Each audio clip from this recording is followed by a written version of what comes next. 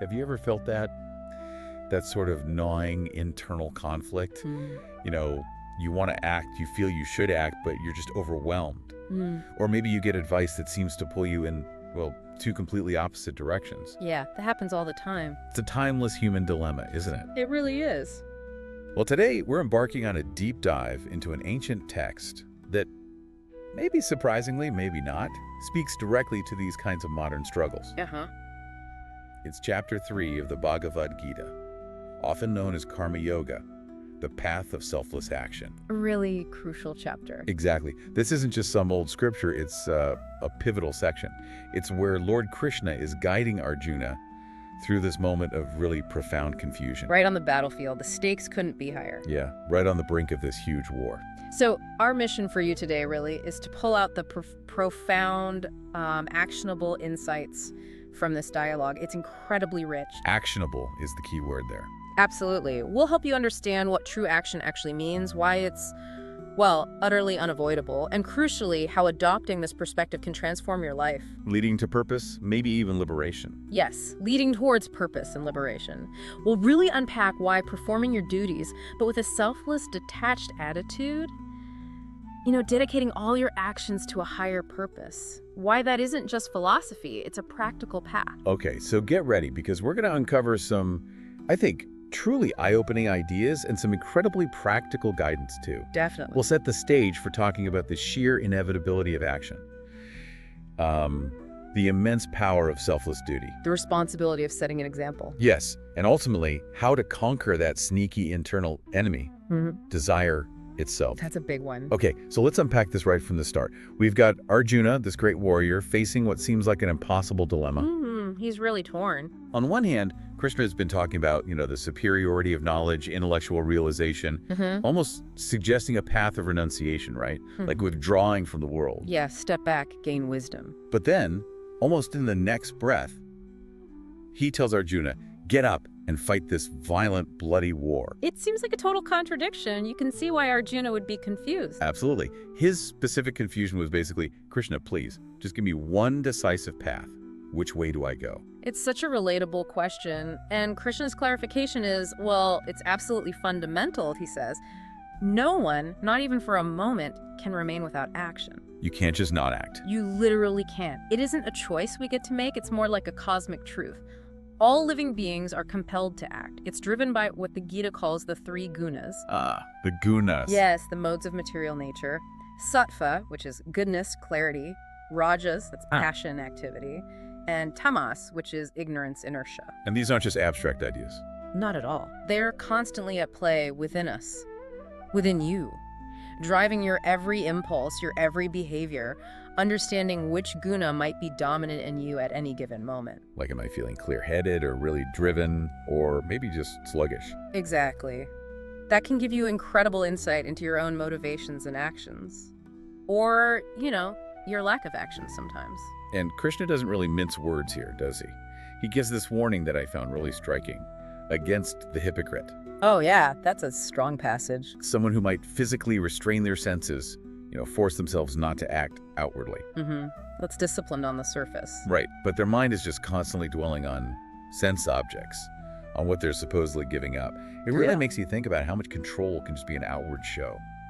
It's a powerful image, that clash between internal reality and external pretense. Totally. And precisely because of that, Krishna explains that the true path, the effective path, is to first control the mind. Get the mind sorted first. Okay, start with the mind. Yes, and then engage your organs of action, your body, your speech, but in a disciplined, detached way. So the order matters. Right. Mind first. The distinction is crucial. It shows that real mastery isn't about this forced, artificial inaction. It's about redirecting your inner state first, training your mind. And then acting from that place. Acting from a place of mindfulness, of higher purpose. So the core insight here is, look, action isn't optional. It's baked into existence. Right. True mastery comes from directing the mind, not just trying to suppress the outward stuff. That makes a lot of sense. So with that foundation laid, here's where it gets, for me, really interesting. The core concept. Karma yoga itself. The path of action. It's all about performing one's prescribed duties, Mm-hmm. but without attachment to the results. Sounds simple, doesn't it? Deceptively simple. Yeah. But when you start to dig into it, it's just, wow, deeply insightful. And Krishna is incredibly clear about why action, when it's done right, is superior to just forcing yourself not to act. Because you have to act anyway. Well, yeah.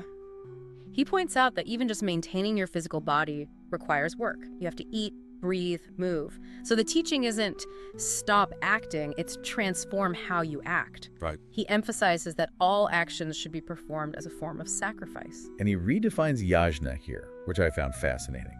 Because traditionally, yajna meant those big, elaborate fire rituals, right? Exactly, the ancient ceremonial offerings. But Krishna takes it way beyond that. He basically redefines it to mean any work, anything you do, if it's done as an offering to God or even just for the welfare of the world. And it becomes yajna. Yeah, it completely democratizes the whole idea of sacred action. Which means, for you listening, every chore, every task at work, every conversation, it can become a sacred offering. It transforms the mundane. It absolutely can. Yeah. And he elaborates on this cosmic cycle that this kind of action creates. It's a cycle. From selfless sacrifice comes rain, from rain comes food, from food comes life itself. It's this beautiful picture of mutual sustenance. It kicks everything. It does. And then Krishna makes this very strong statement.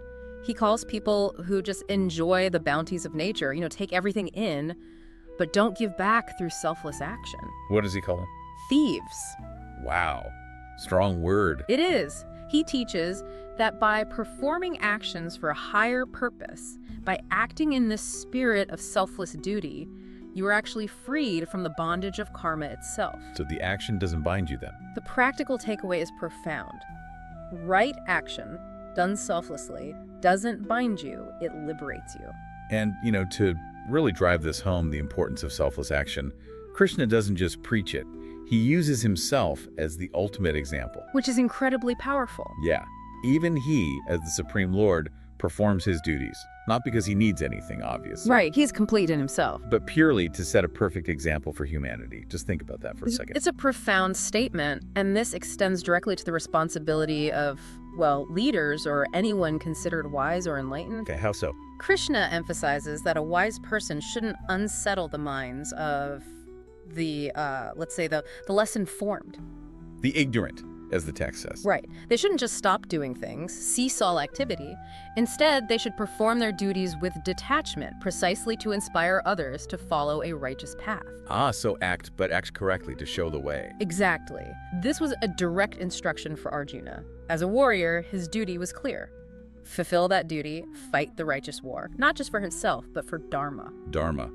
That sort of cosmic order, right? Conduct. That foundational principle, yes. And if we connect this to the bigger picture, this isn't just about ancient warriors, is it? No, definitely not. It applies to anyone in a position of influence. Your actions or even your inactions, they have ripple effects. They set a precedent for others. That's a heavy responsibility, actually. It is. So, okay, if action is inevitable and selfless action is the key, what about the things that trip us up? The forces that derail us? The obstacles? As Chapter 3 progresses, Arjuna asks another really vital question. One that I think resonates deeply with, probably everyone listening. What's that? Why are people often driven to commit sin or just unwise actions, sometimes even against their own will? Ah, yes, that feeling. It's that feeling of being compelled, isn't it? Almost against your own better judgment. Like, you shouldn't eat that last cookie. But somehow your hand just moves. Exactly, and suddenly just disappears. What drives that? Krishna's answer is incredibly powerful and very direct. The ultimate cause, he says, is desire, and specifically lust. Desire and lust. Which are born from that quality of rajas, the mode of passion we mentioned earlier. So it's not some external devil or fate. It's internal. It's an internal force, yeah. Fueled by this specific mode of nature, rajas. And Krishna describes the effect of this desire so vividly. He says it acts like a veil. Clouding everything. Completely clouding your knowledge, diluting your intellect. He uses these amazing analogies. Desire's like a fire covered by smoke. Or a mirror just obscured by dust. Yeah, or even an embryo enclosed in the womb. Right. You kind of know the truth is in there somewhere. But you can't see it clearly. Right. Its true nature is hidden, distorted by this really powerful internal force, Just makes it so hard to see straight. It does. But building on that, Krishna then outlines a clear, practical instruction for conquering this powerful enemy. Okay, so there's a how-to. There is. The path begins, he says, by first controlling the senses. That's the first gate. The senses, okay. Then move deeper. Control the mind. Senses, then mind. And finally, elevate your consciousness by using the intellect properly. Discernment. So it's a step-by-step process inward. Exactly. It's not just about suppressing desire, like gritting your teeth. It's about transcending it. By understanding where it comes from, understanding its nature, and then redirecting your energy. Which raises that important question about self-mastery, doesn't it? Yeah. Like, where do you even begin to take control? Right. Do you just deal with the surface behavior, or do you address the root cause within? And the Gita says, go inwards. The core insight here is that self-mastery starts by identifying those internal forces that cloud your judgment, primarily desire, born of rajas, and then systematically reining them in, from the senses to the mind, and ultimately guided by the intellect. It's a whole strategy. It really is. So, to kind of summarize the core philosophy of action from this whole chapter, chapter 3. Yeah, let's bring it together. True spiritual progress, according to this, is not achieved by just renouncing the world. You don't have to run off to a cave. No cave required. And cave required. Instead, it's about performing your duties, whatever they are, but with a selfless, detached attitude. Right here, in the midst of life. Exactly. And crucially, dedicating all those actions to a higher purpose. It's about transformation, not escape. This deep dive into Chapter 3, it really feels like it offers a practical guide for living a purposeful life right here, right now, in the world, while still striving for that higher goal for liberation. So I guess the question is, what does this all mean for you, the listener, in your everyday existence? How do you apply it? Yeah.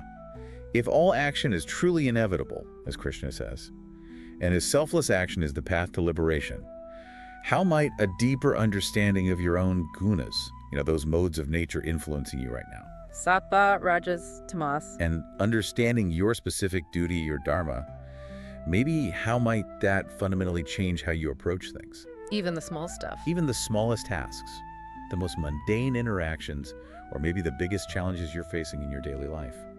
How could this shift your perspective? That's something really worth considering. Definitely something to mull over.